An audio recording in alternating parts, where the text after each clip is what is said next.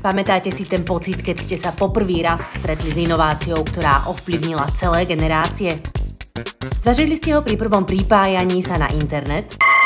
Alebo keď ste držali v ruke prvý smartfón? Stretnutia s výnimočnými technológiami sú ako magic moments a my v Posame ich značením tvoríme.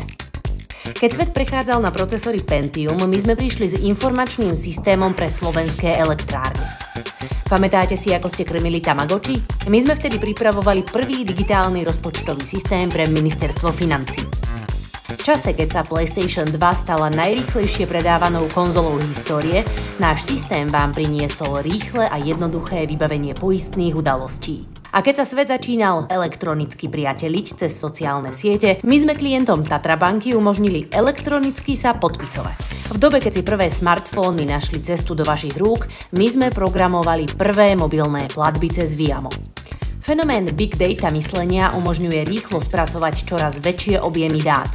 A naša aplikácia ParkDots pomáha riešiť fenomén problémového parkovania v mestách. A viete, že keď bol ohlásený ChatGPT, my sme zapojili AI a matematickú optimalizáciu na riadenie 2000 servisných technikov v teréne? Teraz to už viete. Keď sa píše budúcnosť IT, sme vždy pri tom a pomáhame vám rásť. Už 35 rokov pretvárame inovatívne technológie na úžitok pre vás.